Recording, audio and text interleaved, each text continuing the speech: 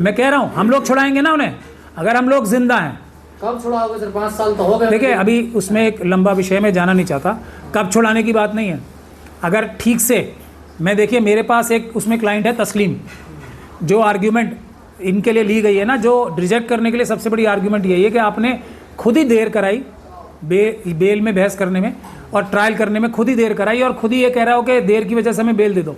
तस्लीम की केस जो अलग से जजमेंट आई है, जिसकी दूसरी बेंच ने की है, उसमें क्या कहा गया है कि मैंने उसमें एक एक डेट में हम पेश हुए, एक भी तारीख हमने नहीं ली और एक भी लंबी बहस भी नहीं की, तब भी हमारा ये केस कह के रिजेक्ट हुआ है कि दूसरे लोगों ने, ये शर्जील इमाम और दूसरे जितने भी ये दूसरे लोग हैं, इन लोगों के वकीलों ने डेट ली, उन्होंने देर की, इसलिए तुम्हें भी उनकी वजह से भुगतना पड़ेगा।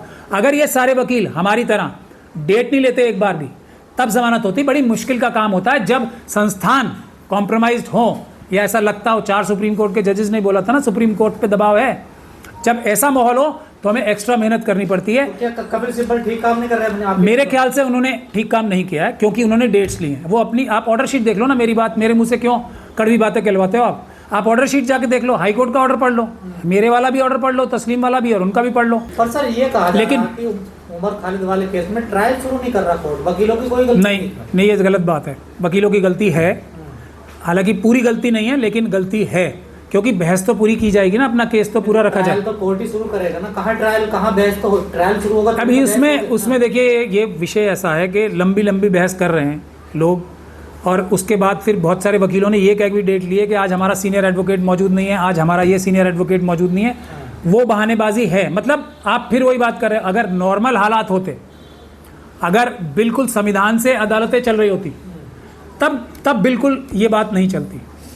लेकिन अभी आप माहौल ये है और आप ये बहाना बना के निकलना चाह रहे हो कि भाई नॉर्मल हालात में तो वकील लंबी बहस करेगा ही, नहीं तो 5 साल डेट लेगा। ले रहे हैं वकील इसमें मैं आपको बता रहा हूँ ना, वो आप जजमेंट पढ़ो, उसमें लंबी सीरीज लिखा रखी है कि इतनी बार डेट ली इस वकील ने, इतनी बार डेट ली इस वकील ने, इतनी बार डेट ली इस वकील ने। ये उस ऑर्डर में बाकायदा लिखा हुआ है। और ऑर्डर शीट जाके आप अगर ट्रायल कोर्ट की देखोगे तो उसमें नजर आएंगे कि आज ये वकील उपलब्ध नहीं है, आज ये नहीं है। तो इसकी, अब उन्हें तो बहाना ही चाहिए ना, सिर्फ जो लोग ईमानदारी से अपना नहीं काम कर रहे उन्हें तो इतना सा बहाना चाहिए। ऐसे वकील चाहिए इसमें, और अच्छे वकील ऐसे चाहिए जो बहाना न दें। इसके लिए बड़ी मेहनत लगती है, बहुत काम छोड़ के मुझे भी जाना पड़ता है। मेरी भी वकालत तो क्यों डेट दे रहा था? उधर हफ्ते की डेट दी है ना, हफ्ते की डेट दी है ना, वो माइनस करा लो आप। ये भी इनको बहस करनी चाहिए थी जो नहीं की, कि प्रोसिक्यूशन ने कितनी गलती की है और हमने कितनी गलती की है। जैसे हमने कहा था अपनी बेल एप्लीकेशन में, अगर हमने कोई गलती की है तो उसको माइनस कर लो, तो हमारी तो कुछ माइनस करने के लिए था ही नहीं ना, तो इसलिए हमारे पूरे 5 साल गिने गए। लेकिन तब भी ये कहा गया कि आपके दूसरे जो मुलजिम हैं उन्होंने तो डेट ली है, तो इसलिए आपको भी सज़ा मिलेगी। लेकिन अगर सारे वकील ऐसे होते तब ये बहाना नहीं मिलता और तब बेल होती, वरना बेल नहीं होती। प्राचा साहब, अभी आपने आरोप लगाए थे मुस्लिम तंजीमों पर कि वो बीजेपी आरएसएस के नक्शे कदम पे चल रही है, सिरे से खारिज कर दिया all India Muslim personal law board के प्रवक्ता ने। उनका कहना ये भी है कि जो दिल्ली दंगों के जो केस आप देख रहे हैं, वो लोग आपसे विड्रॉल कर रहे हैं, केस छोड़ रहे हैं, आप जाते नहीं हैं हेयरिंग पे, ये उन्होंने कहा है। नहीं, वो तो ठीक बात है, अगर उन्होंने कहा है तो वो तस्लीम के बारे में जिक्र किया गया उनसे, तो ये वो बात मेरे सामने बैठ के कहे ना। मैं तो आज भी, मैं अभी किस केस से आ रहा हूँ, मैं भी एक छोटा मोटा वकील हूँ, शायद उनको पता है, वो मुझे अच्छे से जानते हैं। वो भी मेरे ऑफिस आया करते थे जब शुरू में इन तंजीमों ने आरएसएस और बीजेपी के कहने पे मेरे ऊपर डोरे डाले थे और मुझे बेवकूफ़ बना के अपनी तरफ किया था, तो वो मुझे अच्छे से जानते हैं ना। इसी ऑर्गेनाइजेशन ने मुझसे लीगल ओपिनियन ली थी और मैंने पैसे नहीं लिए थे उसके कोई भी। अब इनकी मैं कैरेक्टर पे क्या टिप्पणियाँ करूँ।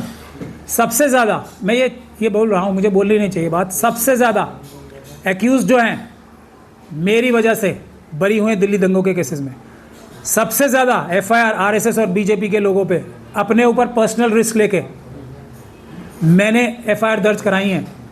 अब ये बात, तस्लीम की बेल एप्लीकेशन पढ़ लें, इंग्लिश आती है इन्हें, अपने वकीलों से भी पढ़ा लें और अपनी बेल एप्लीकेशन जो ऑर्डर्स हैं ना वो पढ़ लें। उसके बाद, और जिस दिन इनके अंदर रीढ़ की हड्डी आ जाएगी उस दिन ये मेरे से आमने सामने बैठ के आप लोगों के सामने बात कर लें। उस दिन मैं दिखाऊंगा ये कौन है और मैं कौन हूँ, एक बात। दूसरी बात, पर्सनल लॉ बोर्ड का बेड़ा गर्क करने के लिए डायरेक्ट आरएसएस के जो, जैसे सतीश मिश्रा जी हैं ना बीएसपी में, वैसे व्यक्ति हैं ये, पर्सनल लॉ बोर्ड को पूरा खराब करने के लिए। अब इसके आगे मैं कुछ बोलना नहीं चाहता। जिस दिन इनके अंदर इतना गट्स आ जाएंगे कि बैठ के मेरे सामने, और मेरी इनसे कोई जाति लड़ाई नहीं है, खूब पैसे कमाएं, लेकिन आपकी आदत होगी अगर मिली तंजीमें कुछ अच्छा काम करेंगे तो आप उनके ऊपर जो है कुछ ना कुछ आरोप जरूर लगाएंगे। कौन सा अच्छा काम किया है? वक्फ बोर्ड के केसेस को ये बताने का काम अच्छा किया कि जीत गए हम। ये तो मैं नहीं बताता लोगों को, तो ये तो जीता ही होता है। बाबरी मस्जिद का केस हार के ये बताने का काम किया है कि हम केस जीत गए। इनके वाइस प्रेसिडेंट साहब ने, अरशद मदनी साहब ने। शर्म आती है? मनु महाराज के सामने सर झुकाते हैं हम, ये इनके वाइस प्रेसिडेंट साहब हजारों की गैदरिंग मुसलमानों की करके बोलते हैं। शर्म आती है? की मजम्मत उसकी आज तक, जो अब केस तो हार गए ना। अब ये जानबूझ के हारे केस, ये वक्फ बोर्ड का भी केस है, जानबूझ के हारने के लिए ही लड़ रहे थे, सारे वक्फ का नुकसान करने के लिए। और सबसे बड़ी बात यह है कि इनकी पर्सनल लॉ बोर्ड में कितने मेंबर्स कितनी वक्फ की प्रॉपर्टीज पे कब्जा करके बैठे हैं, उसकी लिस्ट शाया करें ना पहले। अब ये सब तो जो कब्जे किए बैठे हैं 12-12 साल से, ये सब तो बेनिफिशियरी नहीं हो जाएंगे, इन सब की तो मालिकाना हक हो जाएंगे, क्योंकि नए कानून में ऐसा है। लिमिटेशन एक्ट तो खत्म हो गया ना। ये लोग सबके सब वक्फ के चोर हैं।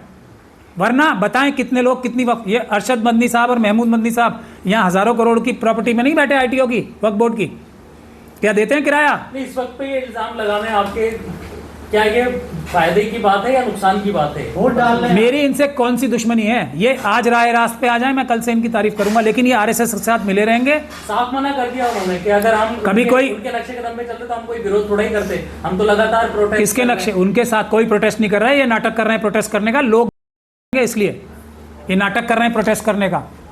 और मैं बताऊं आपको, ये जो मैं बहुत सारी बातें अभी कहना नहीं चाहता। इनका बेटा जेल में है, जिस दिन वो आ जाएंगे मेरे पास और मेरी स्ट्रैटेजी से चलेंगे, इनका बेटा भी बाहर आ जाएगा। पूरा आंदोलन हो रहा है, सारे एक्यूज के नाम लिए जा रहे हैं। कुछ ही लोगों को, बड़े बड़े नाम निहाद लॉयर्स, जो कि जिनके लिए इल्ज़ाम लगते हैं कि जॉर्ज सोरोस और पता नहीं कहाँ से रिश्ते हैं उनके, एक नैरेटिव बना के कुछ लोगों को बता रहे हैं। बाकी सब लोगों ने जो जाने दिए हैं, इतने लोगों ने, वो कोई हीरो नहीं थे। जितने लोग शहीद हुए हैं दिल्ली दंगों में, वो कोई हीरो नहीं थे। किसी की फैमिली को पूछ रहे हैं जाके। ये फ्रॉडगिरी ज़्यादा दिन चलने वाली नहीं है। और यासीन मलिक का एग्जाम्पल मैं इन सबको बार बार दे रहा हूँ। हम लोग फिर भी बचेंगे, क्योंकि हम लड़ रहे हैं, हम मिली भगत नहीं कर रहे। यासीन मलिक की तरह एक दिन ये भी पछताएंगे, तब कहेंगे कि हम लोग तो आरएसएस के कहने से ही सारे काम कर रहे थे, आज हमारे लिए फांसी क्यों मांग ली। ये यासीन मलिक साहब का एग्जाम्पल इनके ऊपर, हर एक के ऊपर डायरेक्टली फिट होता है। आज जाग जाएं। जो आरएसएस और बीजेपी से बात करने की बात करता है वो आरएसएस का मेंबर है, मेरा ऐसा कहना है। क्या जरूरत है इनको बात करने की? क्या लेके आए हैं आज तक यहाँ से? अभी कतर का एग्जाम्पल देखा है आपने? उनसे ज़्यादा समझदार तो नहीं है ना हमास के लोगों से, बिल्कुल नहीं है ना। उनकी तो ये मतलब 1% भी समझदार नहीं है उनके बराबर। तो उनके साथ कतर में क्या हुआ? बात करेंगे ये आरएसएस से? ज़ायनिस्ट फोर्सेस और आरएसएस की फोर्सेस बराबर ही हैं, ये बात करेंगे? बात नहीं करेंगे। ये उनके मेंबर्स हैं सारे।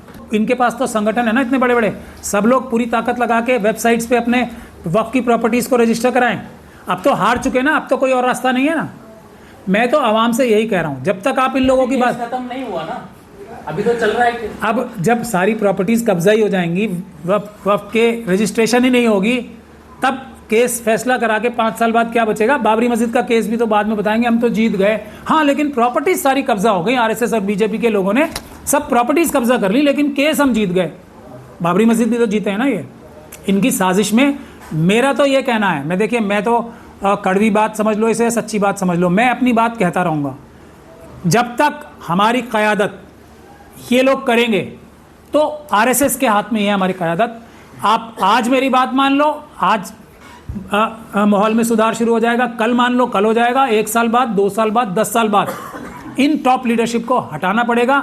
इनकी सबकी तंजीमों में ग्राउंड लेवल पे, मिडिल लेवल पे एक से बढ़कर एक ईमानदार और शरीफ आदमी पड़ा है, लेकिन उनकी आवाज़ें इन्होंने दबा रखी हैं। ये टॉप लीडरशिप, हर एक टॉप लीडरशिप, जितने भी हमारी तंजीमें हैं, सब की सब विदाउट फेल, मिडिल लीडरशिप को और मैं ग्रास रूट वर्कर्स को नहीं बोल रहा हूँ, ये सब के सब आरएसएस के मेंबर्स हैं। मैं आज बता रहा हूँ, ये मेरी वसीयत भी है, ये मेरा कॉल भी है। जो लोग मेरे पर यकीन करते हैं वो आजमा के देख लें, हर बार मेरी बात सही निकलेगी। उनका कहना ये भी है कि आप बताएं आप किसके एजेंडे पे काम कर रहे हैं, जैसे आप उन पर इल्जाम लगाते हैं कि बीजेपी आरएसएस, आप किसके एजेंडे पे? मेरा एजेंडा एक है, वो है संविधान बचाना दिल से। ईमान वाला अम्बेडकरवादी हूँ। मेरा मानना ये है, आरएसएस और बीजेपी से बात ही नहीं करनी कोई भी। आरएसएस और बीजेपी से जो बात करने की बात भी करेगा वो उनका मेंबर है। मेरा एजेंडा ये है कि जेल जाना और गोली लगना और लाठी खाने से लीडर्स को, ये टॉप लीडर्स जो बड़े बड़े महलों में बैठे हुए ना, इनकी शक्लें देखो और कलफ के कुर्ते देखो इनको बिल्कुल डरना नहीं चाहिए। ये सबसे आगे रहें। ये आवाम को आंदोलन में उतार के उनको मरवाते हैं ना। हम लोग जो आंदोलन करते हैं सबसे आगे रहते हैं कि नहीं रहते हैं, बताएं। अब वक्त के लिए आप क्या करने वाले हैं? मेरी जितनी ताकत है मैं कर रहा हूं। मैंने अपने सब जो मेरी बात सुन रहे हैं, मैं तो उनको कब से महीनों से बता रहा हूं। 4 चीज़ें बता रहा हूं ना, इकट्ठी करके रखो। 1920 से लेके 1954 तक जितनी डिस्ट्रिक्ट कोर्ट्स में जो वक्फ की प्रॉपर्टीज़ के डॉक्यूमेंट्स हैं डिस्ट्रिक्ट कोर्ट्स में, मैं आज बता रहा हूँ, मैं तो शुरू दिन से बता रहा हूँ ना, इकट्ठे करके रखो। आज अगर लोगों ने मेरी बात सुनी है तो जिन लोगों ने बात सुनी है वो अप्लाई कर दें उन्हें। जो वक्फ के गजट नोटिफिकेशन है 1954 से लेके आज तक के, उन सब के बेसिस पे अप्लाई कर दें। जिन के पास कोर्ट के आदेश हैं वक्फ की प्रॉपर्टीज़ के, आज अप्लाई करने के लिए काम आएंगे। मेरी बात जब सुनेंगे तो मेरा रिजल्ट आएगा। अभी इनकी बात सुनते हैं लोग तो रिजल्ट आपके सामने ही है। कौन सा केस? किसी ने हाथ नहीं जोड़े थे जाके सबसे, हमसे भी, हमारे साथ भी किसी ने हाथ नहीं जोड़े आके कि हम आके CNRC का प्रोटेस्ट मेरे आगे थे, या हमने जो भी किया हमारे ऑफिस में, किसी से हाथ नहीं जोड़े किसी ने, समाज ने आके, हमने खुद ने कॉल ली। तो अब जो भी खतरे होंगे वो हम झेलेंगे। ये हमारा जाती मसला है सर। आज हम चाहे समाज समर्थन करने आए या ना आए, हम अपने रास्ते से हटेंगे नहीं। इसीलिए वॉशिंग मशीन के जरिए कोई ना आए। और वॉशिंग मशीन का सबसे बड़ा एग्जाम्पल यासीन मलिक साहब हैं। आप जानते हो यासीन मलिक साहब को? 1990 के दशक से, और मैं ये बात बार बार कह रहा था कि, और कश्मीरी मित्रों से अपने में हमेशा कहता था कि ये व्यक्ति जो हैं ये RSS के टच में हैं। ये और RSS के अंदर जो RSS के लोग जो हमारे विभिन्न एजेंसीज में भी है ना, रोग एलिमेंट्स जिन्हें मैं कहता हूँ, वो RSS के मेंबर्स, हमारी IB और रॉ, बहुत सारे अंदर रोग एलिमेंट्स हैं जो RSS के मेंबर हैं, ये उनके टच में हैं। तो उन्हीं यासीन मलिक साहब के खिलाफ अब NIA ने ये लगाई है कि इनको फांसी की सज़ा होनी चाहिए। तो अब उन्होंने एक लंबा चौड़ा एफिडेविट बनवा के ये बताया कि हम तो शुरू से RSS के टच में थे, हम तो शुरू से एजेंसीज के टच में थे। एजेंसीज मतलब डोभाल साहब जैसे लोगों के टच में। तो कौन के किसके टच में थे? RSS के टच में थे ना। आज जब अपनी गर्दन पे आ गई तब सच खोल रहे हैं। एक दिन ये सब लोग भी, मैं इनको वार्निंग दे रहा हूँ, जो जेलों के अंदर भी हैं और बाहर भी हैं, अगर आप वॉशिंग मशीन के जरिए निकल के आओगे ना तो आपको फांसी की सजा आज नहीं तो कल झेलनी पड़ेगी, जैसे यासीन मलिक साहब। रास्ते से तो नहीं निकल पा रहे, ट्रायल भी शुरू नहीं हो पा रहा। किसी ने देखो, मैं आपको क्या कह रहा हूँ, किसी ने जाके पैर पकड़े थे कि आओ देश बचाने के लिए काम करो। बिल्कुल सही किया, लेकिन सही करने के बाद अगर वो कॉम्प्रोमाइज करेंगे, वॉशिंग मशीन में जाएंगे, वो गलत होगा।